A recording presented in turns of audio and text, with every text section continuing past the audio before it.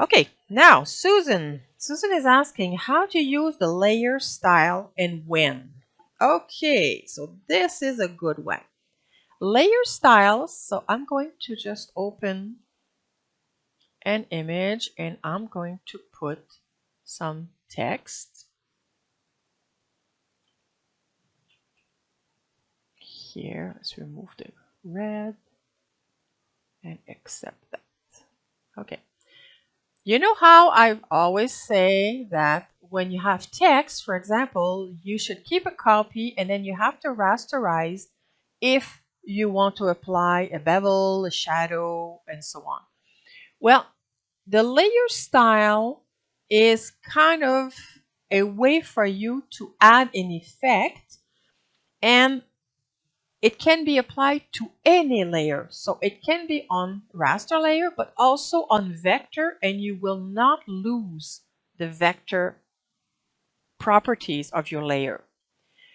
Also, a layer style, this is the layer style icon, it will add the effect in a non-destructive way. So I'm going to change my mind here, and instead of black, I'm going to make it red so I can show you something after. And also, since 2020, or since PaintShop 2020, you can also copy and paste a layer style. So if you have several elements or piece of text or other layers that you want to apply the same effect, you can just copy the effect on one and apply it on another layer and without having to go back. And even better, it is editable. So you can remember if you have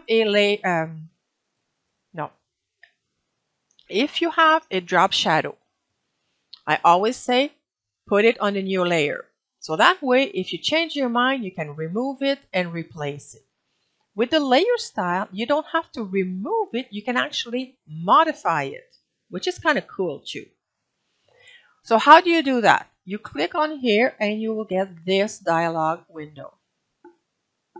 And you have different style that you can apply or different combination.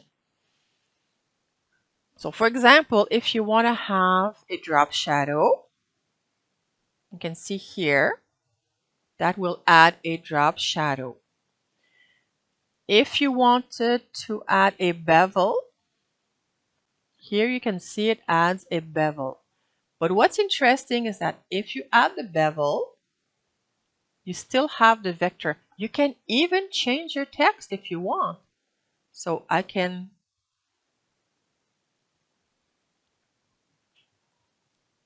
change my text and the effect is still there. And I can go and click on the effect. I can change my mind, remove the bevel, and maybe put a drop shadow instead. Or I can have an outer glow. That wouldn't work very well with the drop shadow. Let's say I have a bevel and outer glow. Now I have the outer glow and I have the bevel. Change my mind, I click on it, I can remove the bevel. There's no other way to remove a bevel if you use it on a raster layer. So why are we not using this more often? Well, even though it can be very useful, it has some major inconvenience. For example, let's say you want to add a drop shadow. You're familiar with the offset. You can say the offset being 5 pixels, 10 pixels. Here, it's in proportion. So it's not very obvious. So if you want to have a 20 pixel drop shadow, how do you put that? You really have to guess. So I'll go with 0.01, maybe 0.03. Okay. And then the size here, actually corresponds to the blur.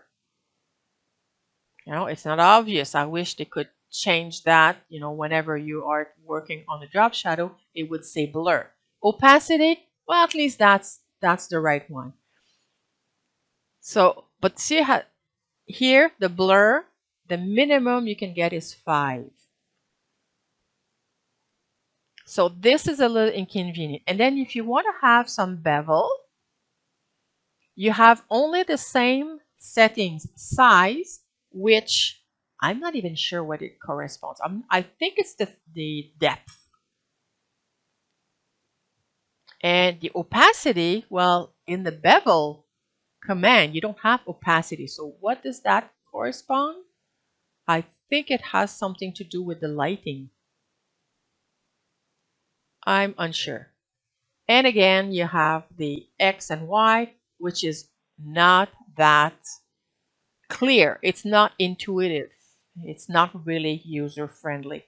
And remember, when you do bevel, you have the size, you have the depth, you have the smooth, you have the angle, you have all kinds of other settings. But here, you can change this. You have the size, the opacity, that's all. So that is inconvenient. Another problem that I found is that if you are trying to save your project in a PSP image format, you say, oh yeah, I would like to keep that, but you use the compatibility setting to make it compatible with another version, for example. If that version does not include layer style, the next time you will open your PSP image,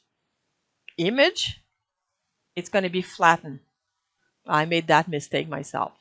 I couldn't understand where are my layers? Everything's flat, like a JPEG, even though it was saved as a PSP image, but I had tried to save it with a lower compatibility for another version, and I messed it up. Okay. So I hope it helps. Oh, also, and if you want to copy and paste, let's say I'm going to add another text here. So if I want to have the same settings, I should be able to get copy, see, layer style. I can go here, right click, paste layer style, and everything is going to be copied. So it can be useful in some situation. I find that it has great potential, but it's, I would say, use at your own risk because you can have fewer options to work with, and you might mess up if you ever change the compatibility because maybe you are using 2 versions of PaintShop and you might want to continue, or maybe you did not remember that you saved with a lower compatibility version because you were working on another project before that needed to be re-added or reopened in another version, and when you work on this you did not remember that, and then surprise, you get that problem.